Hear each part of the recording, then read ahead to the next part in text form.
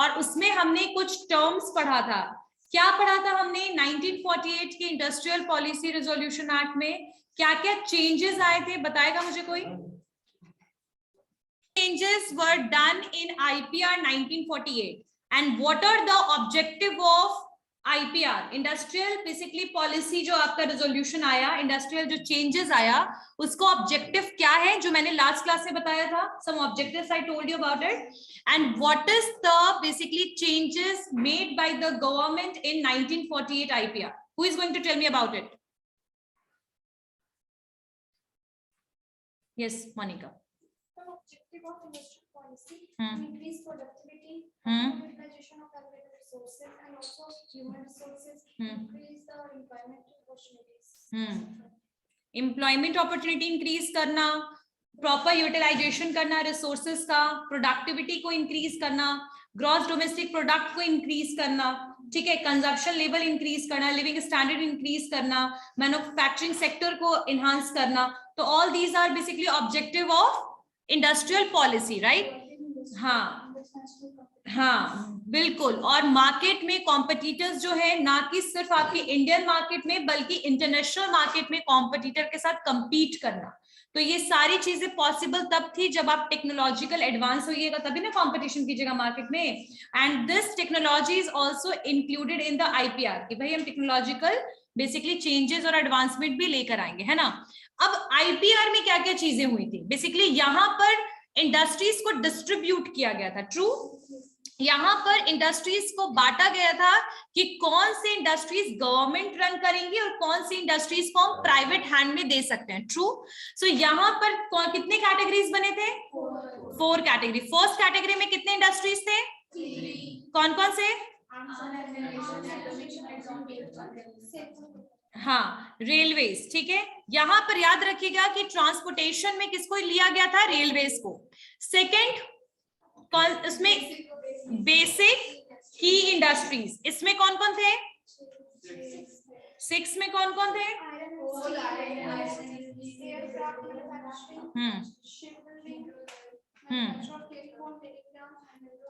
हाँ, लेकिन इस इंडस्ट्रीज के लिए एक कंडीशन दिया गया था. क्या कंडीशन दिया गया था?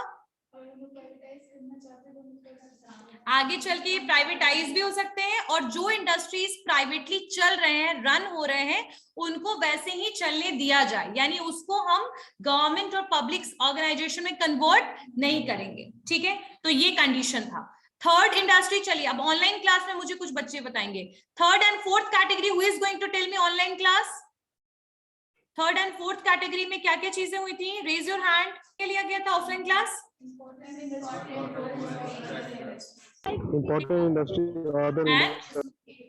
हाँ, 18 इंडस्ट्रीज को लिया गया था जो कि प्राइवेटली भी रन कर सकते थे. लेकिन हाँ, यहाँ पर एक कंडीशन ये लगाया गया था, the policies are made by the government to running all those industries but they can run privately as well, है ना. एंड बाकी जो लेफ्ट ओवर जो भी इंडस्ट्रीज थे, they can also run by the private, अपना प्राइवेट और corporate के वे में रन कर सकता है. So these happened in the basically IPR 1948. Now, what is the main objective of this resolution? What are the basic main objective of this resolution IPR 1948? The first one is to maintain the social order or establish the social order, justice and equality opportunity secured for all the people. What does it mean? Social, यहाँ social order और justice का मतलब ये है कि हम यहाँ पर equal way में सारे इंडस्ट्रीज को रन करें, सब लोगों को जॉब अपॉर्चुनिटी मिले, सब के लिए बेसिकली बोल सकते हैं सारी इक्वालिटी हो. इट्स नॉट अबाउट द कुछ कास्ट के लिए, कुछ कम्युनिटी के लिए, it's not about that, but हर एक कोई को बराबर क्या मिले, बेसिकली यहाँ पर बोल सकते हैं ना इक्वालिटी मिले, सब लोगों को बराबरी मिले जॉब में भी और सब लोग इस डेवलपमेंट का बेनिफिट ले पाए. फर्स्ट का मतलब यही है. ठीक है, कि यहाँ पर स्टैब्लिश कर पाए सोशल ऑर्डर, समाज में एक बोल सकते हैं ना एक मेंटेन कर पाए ऑर्डर बाय द गवर्नमेंट. ठीक है, साथ साथ में जस्टिस मिले और इक्वालिटी मेंटेन कर पाए सारे लोगों के लिए. ठीक है, सेकेंड पॉइंट क्या है? Promotion of a rapid rise in standard of living. Standard of living का मतलब क्या हुआ? स्टैंडर्ड ऑफ लिविंग का मतलब क्या होता है? स्टैंडर्ड ऑफ लिविंग का मतलब होता है कि जब आपका कंजप्शन लेवल इंक्रीज हो, ठीक है। Standard of living is something when your living standard will increase, when your income will be increase. So यहाँ पर क्या बोला गया कि rapid rise होगा standard of living में, ठीक है। and people जो हैं they are able to, बोल सकते हैं ना कि properly utilization हो पाए resource का।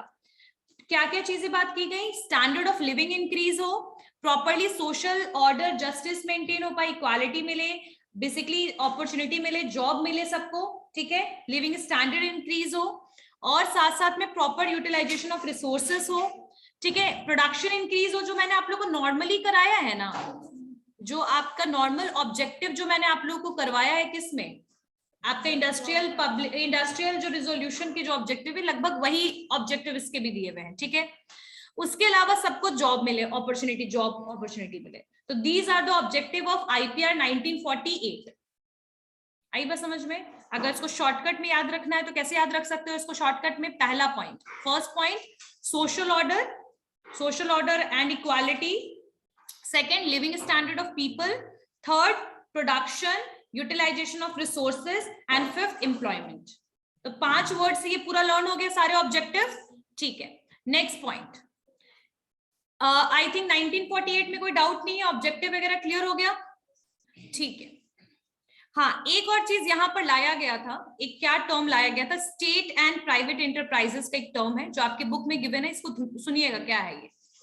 द रिजोल्यूशन जो है, ये आईपीआर जो आया इसने स्टेट किया, क्या बोला इसने कि अगर इकोनॉमिक डेवलपमेंट चाहते हैं कंट्री में तो public sector is not only responsible for this, यानी सिर्फ पब्लिक सेक्टर के थ्रू अगर आप चाहोगे कि आप डेवलपमेंट कर लो, इकोनॉमिक डेवलपमेंट कर लो, that is not possible without private sector, ठीक है। इसलिए यहाँ पर प्राइवेट सेक्टर को भी प्रॉपरली प्रेफरेंस देने की कोशिश की गई है ना।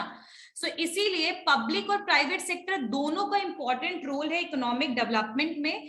इसीलिए कोई डाउट नहीं है कि अगर हम चाहते हैं डेवलपमेंट हो इंडस्ट्रीज का, तो इसके लिए हमें जो मैकेनिज्म और रिसोर्स जो चाहिए, रिक्वायर्ड है, और जो फंक्शन चाहिए, बेसिकली इसके लिए हमें दोनों चीजों के रिक्वायर्ड है, public sector as well as private sector. We have to concentrate on each new units of production, wide production, as well as the new industries. ठीक है, and that is not even possible with the public sector, but the private sector as well.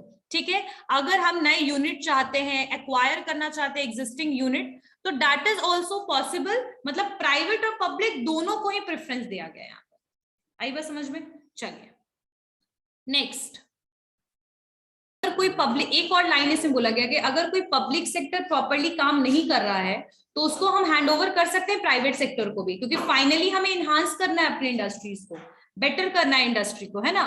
सो अगर कोई ऐसे dysfunctional industries और units हैं जो that is not properly working, so we can give hand over it to the private sector, but control हमेशा एक public का with policies और गाइडलाइंस मेंटेन रहेगा। आई बात समझ में? तो 1948 का ये basically private and public enterprise के लिए बेसिकली स्टेटमेंट था, ठीक है। एलोकेशन ऑफ स्फीयर्स तो करवा ही दिया है, first, second, third, fourth categories करवा दिया है ना।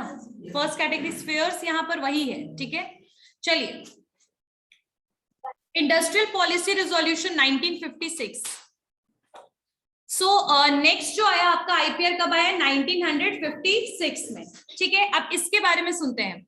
नेक्स्ट जो 1956 में जो आया आपका आईपीआर, उसका मेन रीजन क्या था? मतलब ये एक तरीके से बाइबल था स्टेट कैपिटलिज्म का। किस तरीके से? इसका एम्फसाइज किस पे था? That emphasize more on public sector, that emphasize more on public sector to build up the large and cooperative sector. मतलब इनका पहले वाले में एम्फसाइज दोनों सेक्टर पे था, जो काम नहीं करे उनकी भी बात हो रही थी कि भाई उसको प्राइवेट सेक्टर भी ओन कर सकता है, और उन्होंने इंडस्ट्रीज को डिवाइड किया। यहाँ पर बेसिकली मेजर जो फोकस था that was on public sector and cooperative sector, ठीक है।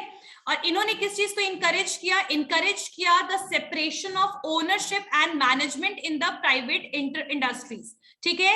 And they prevent the rise of the private monopolies, ठीक है। मतलब जो मोनोपोली प्राइवेट सेक्टर में इंक्रीज हो रहा था ना, उसको इन्होंने क्या किया? बेसिकली आपका बोल सकते हैं कि डिस्करेज किया, ठीक है, रिड्यूस किया, प्रिवेंट किया। यानी कि मेन फोकस यहाँ पर किस पे आया? पब्लिक सेक्टर पे। आई बात समझ में? लाइन क्लियर हुआ कि in this 1956 IPR 1956 the focus of this act is on the public sector and they basically prevent the rise of the private monopoly. यानी प्राइवेट एंटरप्राइज धीरे धीरे क्या कर रहे थे, मोनोपोली क्रिएट कर रहे थे इंडिया में। और क्या होता है एक टाइम के बाद कि हो सकता है सिर्फ और सिर्फ प्राइवेट इंडस्ट्रीज इंडिया में बचते और पब्लिक बेसिकली रिड्यूस हो जाते हैं, खत्म हो जाते हैं। तो इस चीज को देखते हुए ये बेसिकली रिजोल्यूशन को लाया गया। ठीक है, अब यहाँ पर क्या क्या चीजें हुई, यहाँ पर बेसिक फ्रेमवर्क जो था बेसिकली जो भी बनाया गया है ना वो अभी तक 1991 तक चला है। जो बेसिक फ्रेमवर्क था 1991 तक चला है। खैर 1991 में एक और आया था इकोनॉमिक पॉलिसी रिजोल्यूशन 1991 जिसमें LPG आया था, वो बहुत इंपॉर्टेंट है। ठीक है, अब 1956 ने क्या किया, कैटेगराइज कर दिया फिर से इंडस्ट्री को 3 पार्ट में। पहले वाले में कितने पार्ट में डिवाइड किया गया था, 4 में। यहाँ कितने पार्ट में डिवाइड हो रहा है, 3 पार्ट में। ठीक है, तो schedule A, schedule B and schedule C करके इन्होंने क्या कर दिया, 3 पार्ट में इंडस्ट्रीज को डिवाइड कर दिया। अब क्या क्या चेंजेस आए, ठीक है, पहले तो लिख लो कि क्या है 1956, लिखो। The 1956 policy emphasize the need to expand the public sector. The 1956 policy emphasized the need to expand the public sector to build up a large and growing cooperative sector and to encourage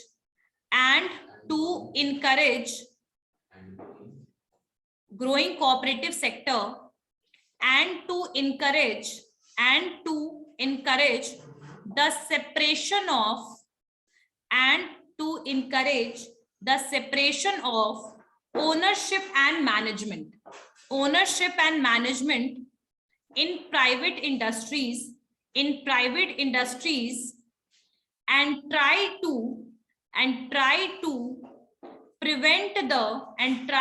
prevent the rise of private monopolies। यानी कि privately जो भी industries चल रही थी वो monopoly को create ना करे, इसलिए उन्होंने क्या किया, बेसिकली 1956 का रिजोल्यूशन को लेकर आए। अब यहाँ पर क्या क्या हुआ, in 1956 resolution the industries are divided into 3 sections, ठीक है, schedule A, schedule B and schedule C। तो आगे लिखिए 1956 IPR 1956 classified into 3 categories, 3 categories में ये क्लासिफाई हो गए, क्लासिफाइड इनटू 3 कैटेगरीज। कौन कौन से कैटेगरीज था, शेड्यूल A, पहला लिखिए शेड्यूल A। शेड्यूल A में पता है कितने इंडस्ट्रीज आ गए, 17। शेड्यूल A में बोला गया कंसिस्टिंग ऑफ 17 इंडस्ट्रीज, और ये 17 के 17 इंडस्ट्रीज रिस्पॉन्सिबल किसके द्वारा है, स्टेट के द्वारा यानी गवर्नमेंट के द्वारा। 17 इंडस्ट्रीज को इंक्लूड कर लिया गया। Consisting of 17 industries was the exclusive responsibility of the state out of the 17 industries।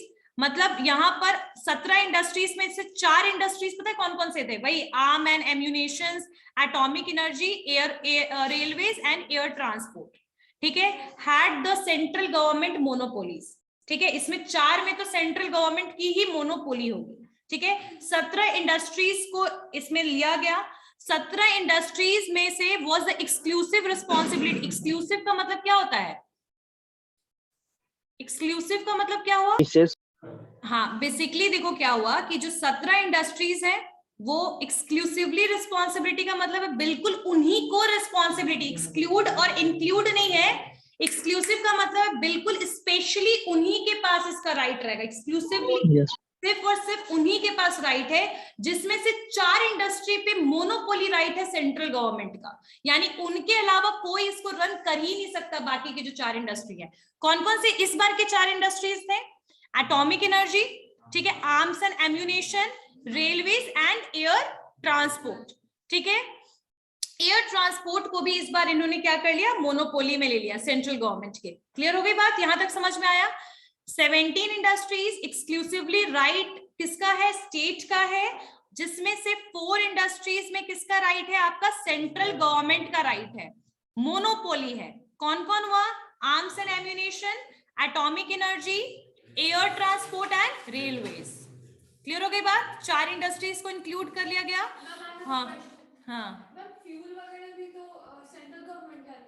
Schedule A clear हो गया। 17 इंडस्ट्री एक्सक्लूसिवली राइट, 4 मोनोपोलीज, ठीक है। उसके अलावा और क्या है, new units in the remaining industries were developed by state government. Concept समझ यहां पर आया।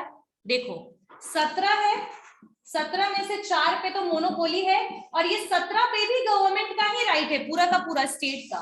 और अगर मान लो ये 4 तो ठीक है, ये पहले से भी हो सकते हैं कि इंडस्ट्रीज हैं, लेकिन अगर कोई न्यू इंडस्ट्रीज ओपन होगा तो वो सिर्फ और सिर्फ सेंट्रल गवर्नमेंट के द्वारा ही स्टैब्लिश किया जाएगा। State government, basically state governments का है, well developed by the state governments, not central, it's by state governments. Overall मान के चलो गवर्नमेंट के द्वारा 17 जो होगा, 17 इंडस्ट्रीज जो है टोटल का टोटल, ये सेंट्रल और स्टेट गवर्नमेंट के अंडर में आएंगे। एक्सक्लूसिवली राइट सिर्फ इन्हीं का है, जिसमें से 4 जो है वो पूरे के पूरे सेंट्रल गवर्नमेंट के अंडर में होंगे। और अगर कोई भी नया इंडस्ट्री स्टार्ट होता है तो वो बेसिकली स्टेट गवर्नमेंट के अंडर में वो स्टार्ट होगा। अब आई बात समझ में, क्लियर हो गई बात। 17 इंडस्ट्री स्टेट, 4 सेंट्रल, कोई नया इंडस्ट्री स्टेट गवर्नमेंट के अंडर में। क्लियर हो गई बात। Next point schedule B. बाकी जो रिमेनिंग इंडस्ट्रीज है 17 में से, जो बाकी जो रिमेनिंग इंडस्ट्रीज, 4 के अलावा कितने बचे रिमेनिंग, 13 जो है, that can B basically established bye the state government. And 17 जो इंडस्ट्रीज है that is totally under the central and state government के अंडर में है। 4 बिल्कुल सेंट्रल ने ले लिया, बाकी जो भी है भाई एस्टैब्लिश करना है स्टेट गवर्नमेंट कर सकता है। नेक्स्ट शेड्यूल बी लिखिए। शेड्यूल बी में क्या है, it consisting 12 industries. Schedule B में कितने इंडस्ट्रीज हैं, 12 इंडस्ट्रीज शेड्यूल बी में, ठीक है। शेड्यूल ए में कितने इंडस्ट्रीज थे, 17, शेड्यूल बी में 12 industries consisting of 12 industries, and that can be open both bye the private and public sector. और ये दोनों द्वारा ओपन हो सकता है, पब्लिक सेक्टर के द्वारा भी और प्राइवेट सेक्टर के भी द्वारा, ठीक है। That can B basically open by both public and private sector, ठीक है। लेकिन बहुत सारे ऐसे इंडस्ट्रीज हैं इसमें भी जो आगे चल करके स्टेट ओन्ड इंडस्ट्रीज में कन्वर्ट हो सकते हैं, ठीक है। Industries were progressively state owned, यानी that can be opened by both public and private, but normally it will be controlled by the state government in short, ठीक है। तो क्योंकि यहाँ पर तो हम बात ही कर रहे थे पब्लिक सेक्टर के डेवलपमेंट की, तो यहाँ हम लोग प्राइवेटाइज को क्या कर रहे हैं, रिड्यूस कर रहे हैं कहीं ना कहीं, क्योंकि वो मोनोपोली क्रिएट ना हो इसलिए, है ना। तो यहाँ पर सबसे ज्यादा ध्यान दिया ही जा रहा है पब्लिक सेक्टर पे, है ना। तो यहाँ इसीलिए शेड्यूल बी में भी जो 12 इंडस्ट्रीज हैं उनको राइट दोनों सेक्टर को दे दिया गया, पब्लिक और प्राइवेट को, लेकिन ultimately that is controlled by the state government.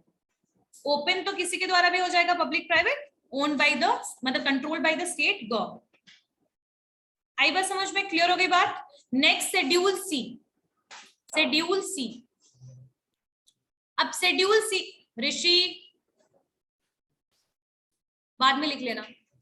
Schedule C, all the other industries, बाकी जो भी इंडस्ट्रीज बच गए, मतलब 17 + 12 कितने हुए, 29 इंडस्ट्रीज। इन 29 इंडस्ट्रीज के 12 उसके अलावा जो भी आपके 12 और 17 इंडस्ट्रीज के अलावा जो भी इंडस्ट्रीज हैं, 12 और 17 है ना, हाँ ठीक है 29। तो all the other industries not included in these two schedule, जो भी इंडस्ट्रीज इन 2 शेड्यूल ए और बी में इंक्लूड नहीं किए गए हैं वो 3rd कैटेगरी में है, and that was left over to open by the private sector, ठीक है।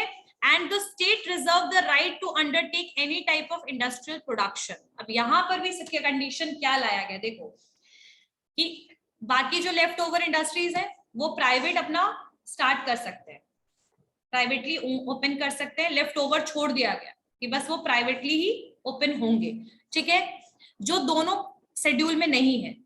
लेकिन जो स्टेट है उसके पास तब भी राइट होगा कि इंडस्ट्री के प्रोडक्शन को कंट्रोल करने का और इंडस्ट्री के प्रोडक्शन को देखने का। समझ में आई बात?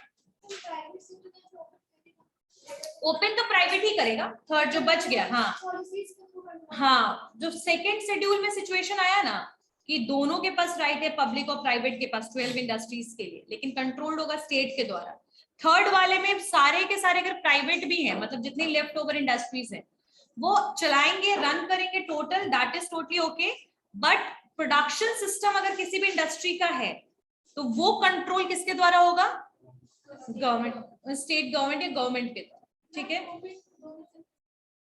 सेकंड थर्ड वाले में जो है दैट इज, हाँ ओपन तो गवर्नमेंट वाले सेक्टर तो कर सकते हैं, लेकिन बोला यही गया कि थर्ड वाले शेड्यूल में लेफ्ट ओवर जो छोड़ा गया वो सिर्फ प्राइवेट के लिए छोड़ा गया है। ठीक है, प्राइवेट के लिए छोड़ा गया है, लेकिन आगे चलकर, लेकिन जो प्रोडक्शन सिस्टम होगा इंडस्ट्रीज का, that will be basically maintained by the government और स्टेट गवर्नमेंट। आई बात समझ में? 3 शेड्यूल क्लियर हो गया। पहला शेड्यूल में कितने थे? Second, third, left over. ठीक है, लेफ्ट ओवर इंडस्ट्रीज। ठीक है, क्लियर हो गया बेटा यहाँ तक? अब आईपीआर जो 1956 था, they also basically focused on the cottage industries development. Cottage, small cottage industries क्या होते हैं? स्मॉल कॉटेज इंडस्ट्रीज वैसे इंडस्ट्रीज होते हैं जो रूरल एरियाज में चलाए जाते हैं। बहुत सारी इंडस्ट्रीज आपकी फैमिली बिजनेस की इंडस्ट्रीज होते हैं, जैसे घर में पॉटरी का काम चल रहा है, यानी कि घड़े बनाए जा रहे हैं, और उसकी फैमिली, दादाजी, उनके परदादाजी, they all are already involve in that basically family business, और वो उसी को रन करते हैं, तो उनको कहते हैं कॉटेज और स्मॉल इंडस्ट्रीज। और बहुत सारे स्मॉल इंडस्ट्रीज जो रूरल एरियाज में होते हैं, उस पर भी 1956 में बेसिकली आईपीआर में फोकस किया गया था। ठीक है, they want to basically expand these industries, expand करना चाहते थे इंडस्ट्रीज को, ताकि एक्सपैंड हो पाए क्या चीज? आपके एम्प्लॉयमेंट अपॉर्चुनिटीज। ठीक है, और चाहते थे कि वाइडर डिसेंट्रलाइजेशन हो इकोनॉमिक पावर एंड एक्टिविटी का। डिसेंट्रलाइजेशन का मतलब समझ रहे हो? यानी कि जैसे कि हमारे आज भी गवर्नमेंट कैसे चलते हैं? Local government, state government and central government. तो लोकल गवर्नमेंट कौन से गवर्नमेंट होते हैं? जो आपके रूरल एरियाज होते हैं, पंचायत जिसको बोलते हैं, पंचायती राज। ठीक है, तो उसको बोलते हैं लोकल। उसके बाद नेक्स्ट क्या होता है? स्टेट, जो हमारे स्टेट्स हैं, सीएम वगैरह, एंड लास्ट में होता है यूनियन, जो आपका होता है गवर्नमेंट। ठीक है, सेंट्रल गवर्नमेंट। ठीक है, तो यहाँ पर जो मेन रीजन क्या था? इकोनॉमिक डेवलपमेंट तो चाहता ही था आईपीआर, लेकिन इन्होंने रूरल एरियाज पे भी फोकस करना शुरू कर दिया कि उस टाइम के जो भी छोटे मोटे बिजनेसेस रन किए जा रहे हैं, इंडस्ट्री चलाए जा रहे हैं, हैंडीक्राफ्ट इंडस्ट्री चलाए जा रहे हैं। उस टाइम पे तो सिल्क साड़ीज जो था वो भी हैंडीक्राफ्ट लूम के द्वारा चलता था, बनता था। ठीक है, तो ऐसे जो भी इंडस्ट्रीज हैं, उन इंडस्ट्रीज को एक्सपैंड करना चाहता था आईपीआर के अंडर में। ठीक है, एक्सपेंशन हो इन इंडस्ट्रीज का। साथ साथ में ये इंडस्ट्री जब एक्सपैंड होगा तो अपॉर्चुनिटी ज्यादा मिलेगी, जॉब ज्यादा मिलेगी, लोग ज्यादा इन्वॉल्व हो सकते हैं, और जो भी स्किल्ड है, पर्टिकुलरली नॉलेजेबल है उस इंडस्ट्री के लिए, जैसे बहुत लोग हैंडलूम में स्पेशलाइज होते हैं, हैंडीक्राफ्ट में होते हैं। ठीक है, फिर आपके अर्थन पॉट्स वगैरह बनाने में एक्सपर्ट होते हैं, तो उनके स्किल को भी यूटिलाइज किया जाए। साथ साथ में जो डिसेंट्रलाइज हो जाए सारी इकोनॉमिक एक्टिविटी। डिसेंट्रलाइज का मतलब ये है कि अगर आपका ये सेंट्रल गवर्नमेंट है, इसके अंडर में स्टेट है, और इसके अंडर में क्या है? लोकल है, तो ये सारा डिसेंट्रलाइज हो जाए, सिर्फ सेंट्रल और स्टेट इसको कंट्रोल ना करे इकोनॉमिक एक्टिविटीज को, बल्कि लोकल एरियाज में भी, बेसिकली रूरल एरियाज में भी क्या हो? आपका इकोनॉमिक एक्टिविटी हो, है ना? मतलब जो बिजनेस चल रहा है वो चले, इंडस्ट्री जो चल रहा है वो चले। ठीक है, वहां पर भी इनकम का ऑप्शन अवेलेबल हो, वहां पर भी जॉब का ऑप्शन अवेलेबल हो। ठीक है, तो ये चाहता था। उसके अलावा they also, this resolution also called efforts to maintain the industrial peace. मतलब ये रिजोल्यूशन को हमने एक और चीज कहा, क्या कहा? एफर्ट्स। मतलब ये एफर्ट करा था किस चीज को मेंटेन करने के लिए? इंडस्ट्रियल पीस को मेंटेन करने के लिए। एक फेयर शेयर, फेयर शेयर का मतलब क्या हुआ? फेयर का मतलब क्या हुआ? सही। ठीक है, बिल्कुल सही, है ना? एक फेयर शेयर दिया गया प्रोसीड करने के लिए प्रोडक्शन का। बेसिकली जितने भी आपके उस समय के इंडस्ट्रीज थे, उनको डेमोक्रेटिक सोशलिज्म को मेंटेन करते हुए प्रोडक्शन सिस्टम दिया गया, fair share.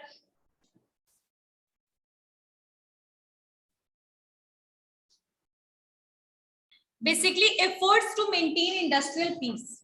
Efforts to maintain industrial peace, यानी कि ये आईपीआर ने एक और चीज ही लेकर आया था। क्या लेकर आया था कि बेसिकली हम फेयर प्राइस, फेयर शेयर दे पाए सबको प्रोडक्शन का, ठीक है, फेयर प्राइस उनको मार्केट में मिल पाए, कोटेज इंडस्ट्रीज वगैरह डेवलप हो पाए, एक्सपैंड हो पाए, सोशलिज्म और डेमोक्रेटिक सिचुएशन को लेते हुए हम बेसिकली इंडस्ट्रीज को आगे बढ़े। तो इसीलिए इसको दिया गया क्या नाम, एफर्ट्स टू इंडस्ट्रियल पीस, ठीक है। उसके अलावा इसमें क्रिटिसिज्म क्या था, 1956 का आईपीआर का क्या क्रिटिसिज्म था, तो बेसिकली ये इन्होंने बिल्कुल ही प्राइवेट सेक्टर को कंट्रोल दिया ही नहीं, ठीक है। तो सबसे पहला जो आईपीआर 1956 का क्रिटिसिज्म था किसके द्वारा मिला, प्राइवेट सेक्टर के द्वारा, मतलब प्राइवेट इंडस्ट्रीज और सेक्टर था, उन्होंने इसको क्रिटिसाइज किया, बिकॉज रिजोल्यूशन ने कहीं ना कहीं स्कोप जो होता है ना प्राइवेट सेक्टर का, एक्सपेंशन का जो स्कोप था वो रिड्यूस कर दिया था।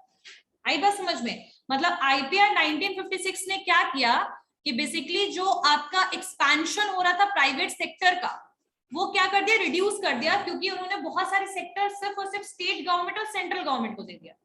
तो रिडक्शन हो गया किस चीज में, आपके प्राइवेट सेक्टर में। तो ये क्रिटिसिज्म किसके द्वारा आया, प्राइवेट सेक्टर के द्वारा, ठीक है। उसके अलावा और भी बहुत सारी चीजें हुई। क्या हुआ कि the sector was kept under state control through a system of license, यानी कि कोई भी industry, private sector industries open नहीं किया जा सकता था विदाउट लाइसेंस, आज भी नहीं किया जा सकता बहुत सारी इंडस्ट्री विदाउट लाइसेंस। तो इंडस्ट्रीज के लाइसेंस का राइट स्टेट गवर्नमेंट को दे दिया गया। अब इंडस्ट्रीज के लाइसेंस के राइट स्टेट गवर्नमेंट को है, तो बहुत सारे की इंडस्ट्रीज जो है प्राइवेट सेक्टर है वो ओपन ही नहीं हो पाए, एक्सपैंड नहीं हो पाए, क्योंकि उनको लाइसेंस नहीं मिला। तो कहीं ना कहीं स्कोप उनके एक्सपेंशन का तो रिड्यूस हो गया, ठीक है। तो ये आपका कंडीशन है इसमें 1956 रिजोल्यूशन आईपीआर 1956। कौन सा क्रिटिसिज्म में लिखो, the sector was, the sector मतलब प्राइवेट सेक्टर की बात हो रही है, the private sector was kept under state control, kept under state control,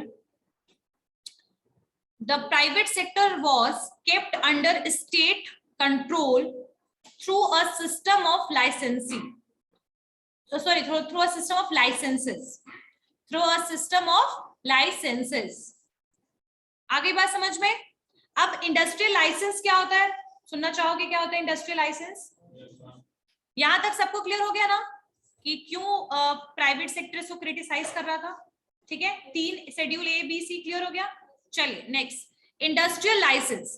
तो कभी भी कोई नया इंडस्ट्री जब ओपन होता है, whenever you want to start or establish a new industry, we required license for open duct, ठीक है। तो वो लाइसेंस जो होता है एक तरीके से एक परमिशन होता है कि आप अब इंडस्ट्रीज को ओपन कर सकते हो, और गवर्नमेंट आपको वो लाइसेंस तभी प्रोवाइड करता है जब आप गवर्नमेंट के सारे प्री रिक्विसाइट्स और डॉक्यूमेंट्स को फुलफिल करो। यानी गवर्नमेंट आपको लाइसेंस देने से पहले इंस्पेक्शन करेगी आपके इंडस्ट्रीज का, या फिर आप इंडस्ट्री जो ओपन करना चाह रहे हो कौन से एरिया में करना चाहते हो, क्या रीजन है, और आप जो उस एरिया में कर रहे हो इंडस्ट्री ओपन, तो आपकी इंडस्ट्री से कितना पोल्यूशन जो है एनवायरनमेंट को इफेक्ट कर सकता है। ये सारी चीज का इंस्पेक्शन होता है, डॉक्यूमेंटेशन हो जाता है। उसके बाद गवर्नमेंट जो है, स्टेट गवर्नमेंट, बेसिकली इंडस्ट्रीज के लिए स्टेट गवर्नमेंट के पास राइट है, तो बेसिकली वो क्या देते हैं, उनको प्रोवाइड करते हैं, लाइसेंस देते हैं, यानी परमिशन देते हैं कि आप अपने इंडस्ट्रीज को अब आप रन कर सकते हो, ठीक है।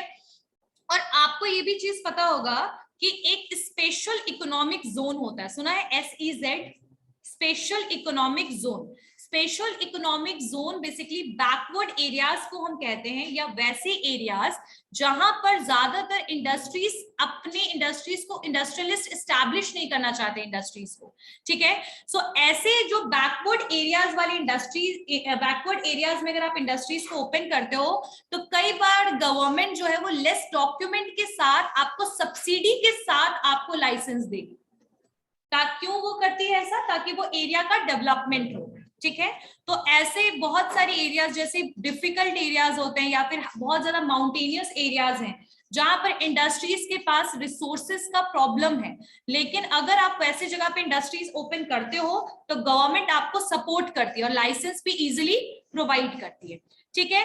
और ये क्यों करती है? ताकि रीजनल जो डिस्पैरिटी है, रीजनल डिस्पैरिटी का मतलब क्या होता है, जो डिफरेंसेस है रीजन के बीच में वो क्या हो, रिड्यूस हो सके। मैंने आप लोगों को बताया था कि हमारा जो नॉर्थ ईस्ट एरियाज है, नॉर्थ ईस्ट एरिया 7 सिस्टर्स जिसको हम लोग कहते हैं ना, तो वो बहुत ज्यादा हिली एरियाज है, ठीक है। ब्यूटीफुल भी है, हिली एरियाज भी हैं, टूरिस्ट के लिए बहुत अच्छा प्लेस है, लेकिन वहां का जो इकोनॉमिक डेवलपमेंट अभी भी बहुत अच्छा नहीं है। Reason behind it there geographical difficulty, जो ज्योग्राफिकल एरिया है वो उसका रीजन है, इसीलिए वो डेवलप नहीं हो पा रहा है। एजुकेशन के मामले में they are very much developed, Arunachal Pradesh को छोड़ करके। बाकी के बहुत सारे ऐसे नॉर्थ ईस्टर्न एरियाज हैं जहां पर एजुकेशन बहुत हाई है, एजुकेशन लेवल भी अच्छा है, but still the opportunity the educated people have, जो चाहिए रिक्वायर्ड, वो नहीं है वहां पर। तो ऐसे एरियाज में जब आप बैकवर्ड या बोल सकते हैं एरियाज में अगर आप ओपन करते हो इंडस्ट्रीज, तो उसके लिए लाइसेंस इजिली प्रोवाइड हो जाता है, ठीक है। लाइसेंसेस जो है वो इंक्रीज करता है प्रोडक्शन को, ठीक है। Were issued only if the government convince, अगर गवर्नमेंट कन्वेंस हो रहा है कि आपका इंडस्ट्री इकोनॉमिक डेवलपमेंट के लिए पॉजिटिव रहेगा, तब क्या मिलेगा आपको, फाइनली लाइसेंस। आई बात समझ में? तो लाइसेंस क्या है समझ में आया? It is a permission which is granted by the government once you will fulfil all the prerequisites and document which is required by the government, and once they will inspect your industries and what kind of industries you are going to open, that is going to contribute in the economic development or not. But this is only happen in the plain areas, normal areas. But if you will try to open the industries in backward areas, they are willingly give you license, मतलब government खुद आपको licence देने के लिए ready हो जाएगी with subsidy.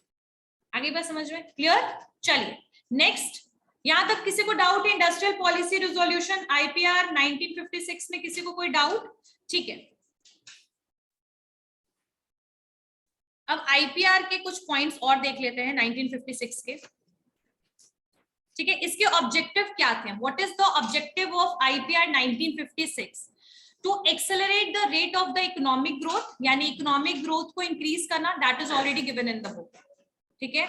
Accelerate करना economic growth को, ठीक है, पहला ऑब्जेक्टिव। सेकंड था डेवलप करना heavy industries and machinery industries, machine making industries को डेवलप करना। हेवी इंडस्ट्रीज और मशीन मेकिंग इंडस्ट्रीज ज्यादातर कौन इंडस्ट्रीज होंगे? जो स्टील इंडस्ट्रीज वगैरह होते हैं, ठीक है। तो ये इंडस्ट्रीज को, हेवी इंडस्ट्रीज को प्रमोट करना, ठीक है। थर्ड क्या करना? एक्सपैंड करना पब्लिक सेक्टर को, expansion of the public sector. Clear हो गई बात? फोर्थ क्या था? To build large and growing cooperative sector. Cooperative sector वैसे सेक्टर थे, वैसे 1999 के कोऑपरेटिव एक्ट के तहत वैसे सेक्टर थे जो सोशल वेलफेयर के लिए काम करते हैं, वैसे कोऑपरेटिव सेक्टर। तो वो कोऑपरेटिव सेक्टर को भी इंक्रीज करना इनका ऑब्जेक्टिव था।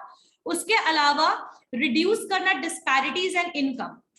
डिस्पैरिटीज इन इनकम मतलब कि जो डिफरेंसेस है इनकम का, उसको रिड्यूस करना, रीजनल बैलेंस करना।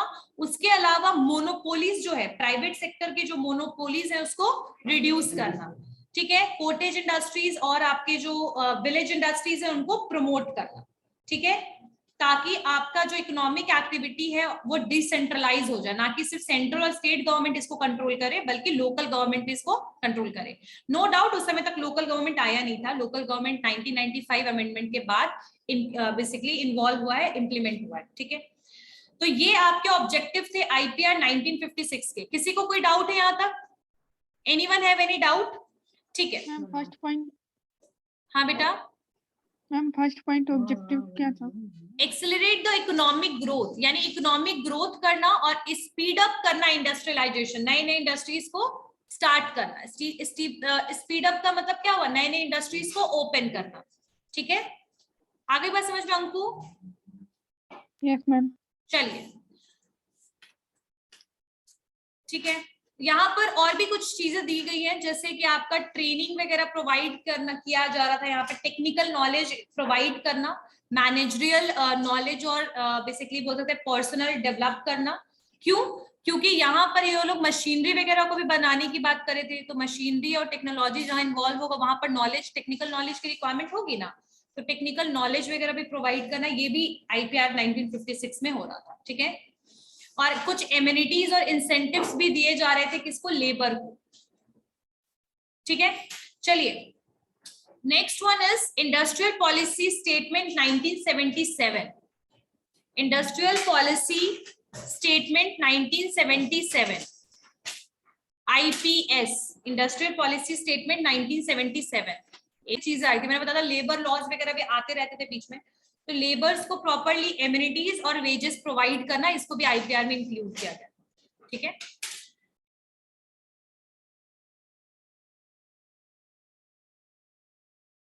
मैम आप म्यूट है. म्यूट. हाँ. इंडस्ट्रियल पॉलिसी स्टेटमेंट 1977, ये क्या है? इन दिसंबर 1977 the Janata government announce the new industrial policy. Janata government ने अनाउंस किया new industrial policy, sorry, through the statement in the parliament. और कहां पर दिया गया स्टेटमेंट को? पार्लियामेंट में. ठीक है, मेन थ्रस्ट क्या था, मतलब ये पॉलिसी को लाने का क्या रीजन था? तो यहाँ पर बेसिकली ये पॉलिसी को लाने का रीजन था promotion of the cottage and small industry widely dispersed in the small town and rural areas. यानी कि जो छोटे छोटे इंडस्ट्रीज जो widely dispersed मतलब फैले हुए थे ना हर एक छोटे मोटे रूरल एरियाज वगैरह में, उनके लिए, उनके डेवलपमेंट के लिए इस स्टेटमेंट को लाया गया. ठीक है, उसके अलावा ये पॉलिसी जो था, उन्होंने स्मॉल सेक्टर को, स्मॉल सेक्टर इंडस्ट्रीज को क्लासिफाई कर दिया था 3 कैटेगरीज में. कैसे कैसे? Cottage and house hold sector. Cottage and house hold sector समझ में आया? उन्होंने ना स्मॉल जो इंडस्ट्री सेक्टर था उसको 3 पार्ट में डिवाइड कर दिया. स्मॉल आपके सेक्टर को कैसे कैसे? Cottage and house hold. पहला कॉटेज एंड हाउस होल्ड. ठीक है, कॉटेज एंड हाउस होल्ड वही घर वाली जो इंडस्ट्रीज होते हैं वही cottage and house hold industry. Second tiny industry, जो बहुत छोटा सा टाइनी सेक्टर होगा, टाइनी सेक्टर. और एक स्मॉल स्केल इंडस्ट्रीज. यानी इन्होंने स्मॉल सेक्टर को 3 वे में क्लासिफाई कर दिया. पहला cottage and house hold, second tiny and third one is small scale industries. ठीक है, और 1977 की इंडस्ट्रियल पॉलिसी ने क्या प्रिस्क्राइब किया कि different areas of large scale sector, उन्होंने और बाकी इंडस्ट्रीज को कैसे डिवाइड किया? स्मॉल सेक्टर को 3 पार्ट में डिवाइड कर दिया, लार्ज सेक्टर को भी डिवीजन किया. कैसे किया? लार्ज सेक्टर इंडस्ट्रीज में कुछ बेसिक इंडस्ट्रीज बना दिया, जो स्टील इंडस्ट्रीज वगैरह बेसिक इंडस्ट्रीज, कुछ कैपिटल गुड इंडस्ट्री जो मशीनरी बनाती है, कैपिटल गुड इंडस्ट्रीज, और कोई हाई टेक्नोलॉजी इंडस्ट्री जो टेक्निकल बेसिकली प्रोडक्शन करती थी, जैसे बल्ब वगैरह बनाना, टेक्नोलॉजिकल इंडस्ट्रीज वो. और अदर इंडस्ट्रीज, उनको उन लोगों ने रिजर्व कर दिया, उसमें से कुछ को उन्होंने रिजर्व कर दिया स्मॉल स्केल इंडस्ट्रीज के लिए. अब यहाँ क्या कंफ्यूजन है, ध्यान देना. 1977 ने 2 तरीके से डिवीजन किया, स्मॉल स्केल इंडस्ट्रीज को, लार्ज स्केल इंडस्ट्रीज को. ठीक है, और इन्होंने स्मॉल स्केल इंडस्ट्रीज के लिए 3 सेक्टर डिवाइड कर दिया. लार्ज स्केल इंडस्ट्रीज में किसको किसको इन्होंने डाला?